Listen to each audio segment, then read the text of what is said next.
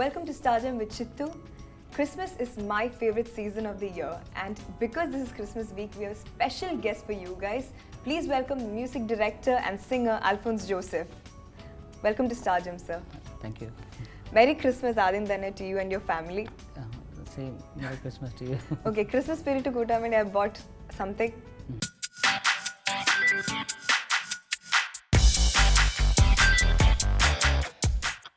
Okay, so let's start the show with a carol. Definitely.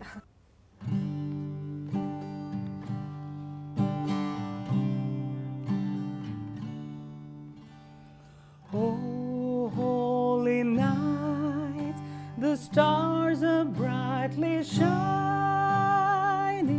It is the night of the dear Savior's birth.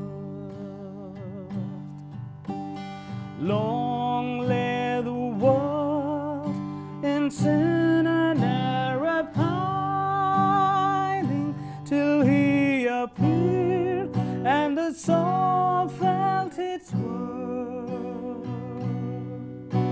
A thrill of hope, the weary soul rejoices, for yonder breaks a new and glorious morn. Fall on your knees, oh, hear the angel voices, oh, night divine, oh, night when Christ was born, oh, night, oh, holy night. Your interest in carol, sir, കൊച്ചിലെ മുതലേ ഉണ്ടോ? തീർച്ചയായിട്ടും. കാര്യം ഞങ്ങൾ family എല്ലാവരും കൊയറിൽ മെമ്പേഴ്സായിരുന്നു പള്ളിയിൽ. അതെന്ന് വെച്ച് കഴിഞ്ഞാൽ അപ്പച്ചൻ കൊയർ മാസ്റ്ററായിരുന്നു. ഓക്കെ. അപ്പോൾ തീരെ ചെറുതിൽ തന്നെ ഞങ്ങൾ പള്ളിയിൽ കൊയറായിട്ട് ബന്ധപ്പെട്ട് ഇങ്ങനെ പോകാറുണ്ട്. അപ്പോൾ ക്രിസ്മസിൻ്റെ ടൈം ആണെങ്കിലും എല്ലാ സമയത്തും ഞങ്ങൾക്ക് എക്സ്ട്രാ പ്രാക്ടീസ് ടൈം അങ്ങനെ എല്ലാം ഭയങ്കര ഒരു ഇൻട്രസ്റ്റിംഗ് ആയിരുന്നു. കാര്യം കുറേ പേരുണ്ടായി മെമ്പേഴ്സ്. ഓക്കെ. അപ്പോൾ എല്ലാവർക്കും ഒരു ഫാമിലി ഗെറ്റ് ടുഗെദർ പോലെയാണ് ഞങ്ങളുടെ കൊയർ പ്രാക്ടീസ് ഇതിനൊക്കെ വരുമ്പോഴത്തേക്കും. പിന്നെ ഞാൻ തീരെ ചെറുതായതുകൊണ്ട് എല്ലാവർക്കും ഭയങ്കര ഒരു ലാളന പോലെയാണ്. അപ്പോൾ അതുകൊണ്ട് ഭയങ്കര ഒരു രസമായിരുന്നു. ക്രിസ്മസ് സംബന്ധിച്ച് ഏറ്റവും ബെസ്റ്റ് മെമ്മറി എന്ന് പറയാൻ ആ കൊച്ചിലത്തെ ഏതാണ്? മെമ്മറി എന്ന് വെച്ചാൽ മെയിനായിട്ട് നൈറ്റ് മാസ് ഉണ്ടാവുമല്ലോ. അപ്പോൾ പ്രാക്ടീസിൻ്റെ സമയത്തൊക്കെ ഭയങ്കര ഇൻട്രസ്റ്റ് ആണ്. പാടും, എല്ലാവരും കൂടി ഒരുമിച്ച് പാടും. മാസിൻ്റെ സമയമാകുമ്പോൾ മിക്കവാറും ഞാൻ ഉറങ്ങും. പകുതിയൊക്കെ ആകുമ്പോഴത്തേക്കും ഉറങ്ങി താഴെയൊക്കെ വീഴുന്നൊരു സെറ്റപ്പിലാവും. അപ്പം അത് ഒരു ഭയങ്കര ഒരു പിന്നെ സമയം കൂടെ ആയിരുന്നു തോന്നുന്നില്ല. പിന്നെ മറ്റൊരു ഇൻട്രസ്റ്റിംഗ് ഇതെന്ന് വെച്ചാൽ ഇത് കഴിഞ്ഞിട്ട് കുർബാനയെല്ലാം കഴിഞ്ഞ് രാത്രി ഞങ്ങളെല്ലാവരും ചില സമയത്തൊക്കെ കാരൽ ഇതുപോലെ ഞങ്ങളിങ്ങനെ നമുക്കറിയാവുന്ന വീടുകളിൽ ഞങ്ങളിങ്ങനെ പോകും. ഡോർ ടു ഡോർ പോകും.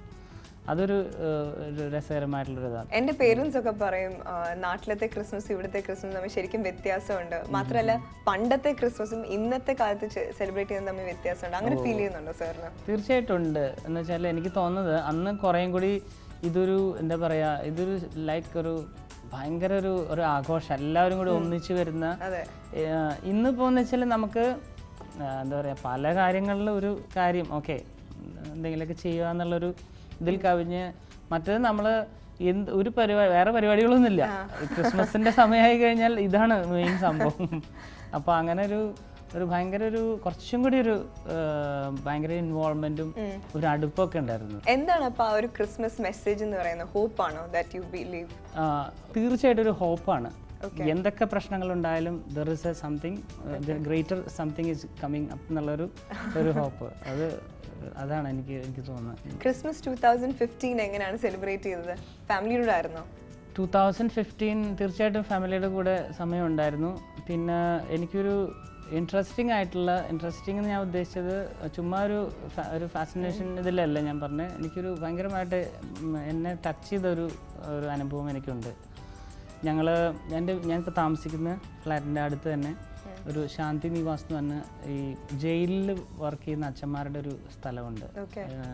ജീസസ് ഫ്രട്ടേണിറ്റി എന്ന് പറഞ്ഞ അവർ ജയിലിൽ പോയിട്ട് അവരായിട്ട് സംസാരിക്കുക, അവരെ എങ്ങനെയെങ്കിലും തിരിച്ച് നോർമൽ ലൈഫിലോട്ട് കൊണ്ടുവരാനുള്ള, അവരുടെ ഫാമിലീസിനെ വിസിറ്റ് ചെയ്യുക, അങ്ങനെയൊക്കെ.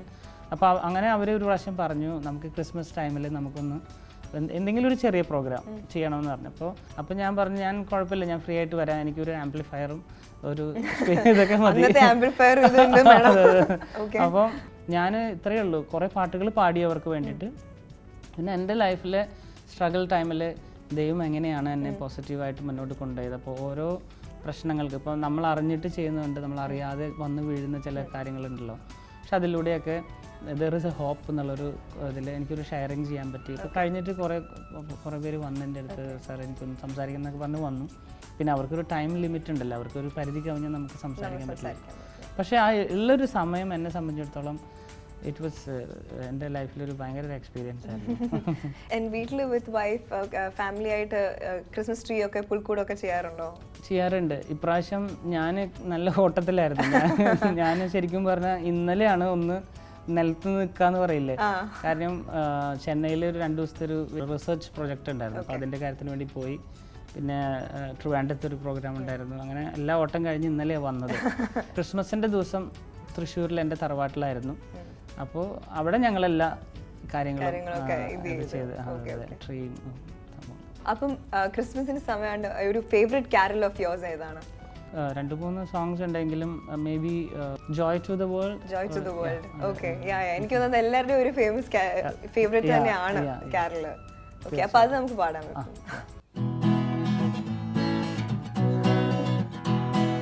Joy to the world, the Lord has come.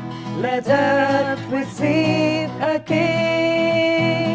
Let every heart prepare him room. And heaven and nature sing, and heaven and nature sing, and heaven and nature sing. Joy to the world, the Lord has come. Let earth receive a King. Let every heart prepare him room. And heaven and nature sing, and heaven and nature sing, and heaven and nature sing. Usually church choir music ചെയ്യുന്ന സംവിധായകർക്ക് issues വരുന്ന എവിടെയാണെന്ന് വെച്ച് കഴിഞ്ഞാൽ സ്വന്തം കോമ്പോസിഷൻസിലും അതിൻ്റെ ഒരു touch feel ചെയ്യും. ഇപ്പോൾ ജെറി സാറിൻ്റെ ഒരു കോമ്പോസിഷൻ എടുത്തു കഴിഞ്ഞാൽ നമുക്ക് അങ്ങനെ ഒരു ഫീലിംഗ് വരും, ഒരു ചർച്ച് മ്യൂസിക്കിൻ്റെ ഒരു ഇത്. അങ്ങനെ എപ്പോഴും അൽഫോൻസ് സാറിന് ഒരു കോൺസ്റ്റന്റ് എഫേർട്ടായിട്ട് തോന്നിയിട്ടുണ്ടോ അങ്ങനെ വരാതിരിക്കണം എന്നുള്ളത്? ആക്ച്വലി എന്നെ സംബന്ധിച്ചിടത്തോളം ഞാനൊരു 10ാം ക്ലാസ് കഴിഞ്ഞ് എൻ്റെ +1 പ്രീ ഡിഗ്രി വരുന്ന സമയത്ത് തന്നെ എറണാകുളത്തുള്ള ഒരു റെക്സ് ബാൻഡ് എന്ന് പറഞ്ഞൊരു ഗോസ്പൽ മ്യൂസിക് ബാൻഡായിട്ട് ഒന്നിച്ച് വർക്ക് ചെയ്യാനിടയായി. നമ്മുടെ അതിലുണ്ടായിരുന്ന മ്യൂസിക്കിൻ്റെ ഒരു പ്രത്യേകത എന്ന് പറഞ്ഞു കഴിഞ്ഞാൽ എല്ലാ ടൈപ്പ് മ്യൂസീഷ്യൻസ് ഉണ്ട്. റോക്ക് മ്യൂസിക് ബാക്ക്ഗ്രൗണ്ടിൽ നിന്ന് വന്നവരുണ്ട്, ക്ലാസിക്കൽ വെസ്റ്റേൺ ക്ലാസിക്കൽ മ്യൂസിക് ബാക്ക്ഗ്രൗണ്ടിൽ നിന്ന് വന്നവരുണ്ട്, റെഗെ ആൻഡ് പോപ്പ്, അതുപോലെ തന്നെ പുതിയ മോഡേൺ ആയിട്ടുള്ള കുറേ സ്റ്റൈൽസ് വരുന്ന ഹിന്ദുസ്ഥാനി മ്യൂസിക്കിൻ്റെ ബാക്ക്ഗ്രൗണ്ട്. അപ്പോൾ ഇത് ഞങ്ങളെല്ലാവരും കൂടി ജോയിൻ ആയി കഴിഞ്ഞപ്പോഴത്തേക്കും അറിയാതെ ഞങ്ങളൊരു ഫ്യൂസ് ചെയ്യാനുള്ളൊരു ടെൻഡൻസി ഞങ്ങളുണ്ടായിരുന്നു. പിന്നെ എല്ലാവരും യങ്സ്റ്റേഴ്സ് ആയതുകൊണ്ട് ഭയങ്കര എക്സ്പെരിമെൻ്റ് ചെയ്യാനുള്ള ഒരു ഇതാണ്. അപ്പം ആ സമയം മുതൽ മനസ്സിൽ ഉള്ള മ്യൂസിക്കിൻ്റെ ഒരു concept was very different. Contemporary ഇപ്പം ഞങ്ങളുടെ പാട്ടുകളാണെങ്കിലും റെക്സ് ബാൻഡിൻ്റെ സോങ്സ് ആണെങ്കിലും കണ്ടംപററി ക്രിസ്ത്യൻ മ്യൂസിക്കിൻ്റെ ഒരു എരയിൽ നമ്മളൊരു കുറച്ചും കൂടി ഒരു ഫ്യൂഷൻ ഇത് വരുന്നൊരു ഇതിലാണ് വന്നിരിക്കുന്നത്. എന്നിട്ടാണ് ഞാൻ മൂവി ഇൻഡസ്ട്രിയിലേക്ക് വരുന്നത്. അപ്പോൾ എന്നെ സംബന്ധിച്ചിടത്തോളം എനിക്ക് അങ്ങനെ ഒരു പക്ക ഒരു കൊയറിൻ്റെ ഒരു ഇത് ഉണ്ടായിരുന്നില്ല, ബാക്ക്ഗ്രൗണ്ട് ഉണ്ടായിരുന്നില്ല. എന്നാൽ ആ സമയം തന്നെ ഞാൻ കർണാട്ടിക് മ്യൂസിക് പഠിച്ചിട്ടുണ്ട്. ഒരു 15 വർഷത്തോളം ഞാൻ ചെറുപ്പത്തിൽ പഠിച്ചിട്ടുണ്ട്. അപ്പോൾ അതിൻ്റെ ഒരു ബാക്ക്ഗ്രൗണ്ട് ഉണ്ട് മനസ്സിൽ. പിന്നെ ഹിന്ദുസ്ഥാനി ഒത്തിരി കേൾക്കുമായിരുന്നു, ആ ഒരു ഇതുണ്ടായിരുന്നു. പിന്നെ വെസ്റ്റേണിലേക്കുള്ള നല്ല ഇൻട്രസ്റ്റ്, കാര്യം അതൊരു ഇതാണ് എന്നുവെച്ചാൽ എൻ്റെ വോയിസ് കുറേയും കൂടി ഹയർ ഇതിലായതുകൊണ്ട് ചെറുപ്പത്തിലൊക്കെ ഫീമെയിൽ സോങ്സാണ് പാടിക്കൊണ്ടിരുന്നത്. അപ്പോൾ ഞാൻ വിചാരിച്ചു എനിക്ക് ഇങ്ങനെ പാട്ടുകാരനായിട്ട് വരാൻ പറ്റില്ല, കാരണം ദാസേട്ടൻ്റെ വോയിസ് ഇങ്ങനെ കനത്തിൽ നിൽക്കുക. എല്ലാവരുടെയും എക്സ്പെക്ടേഷനിൽ ഒരു സിംഗർ എന്ന് പറഞ്ഞാൽ അങ്ങനെ ആകണം എന്നുള്ളൊരു അവസ്ഥയിലായിരുന്നു. അപ്പോൾ എനിക്ക് അങ്ങനെ പാട്ടുകാരനായിട്ട് വരാൻ പറ്റില്ലായിരിക്കും. അപ്പം ഞാൻ കൂടുതൽ ഇംഗ്ലീഷ് പാട്ടുകൾ കേൾക്കാൻ തുടങ്ങി. ഇംഗ്ലീഷ് ആകുമ്പോൾ കുഴപ്പമില്ല. അപ്പോൾ അതുകൊണ്ട് ഇതെല്ലാം കൂടെ ഒരു അവിയൽ പരുവത്തിലായിരുന്നു. അപ്പോൾ അത് മൂവിയിൽ വന്നു കഴിഞ്ഞപ്പോഴത്തേക്കും അത് ശരിക്കും എനിക്ക് ഇങ്ങോട്ട് ട്രാൻസ്ഫർ ചെയ്യാനായിട്ട് സാധിച്ചു.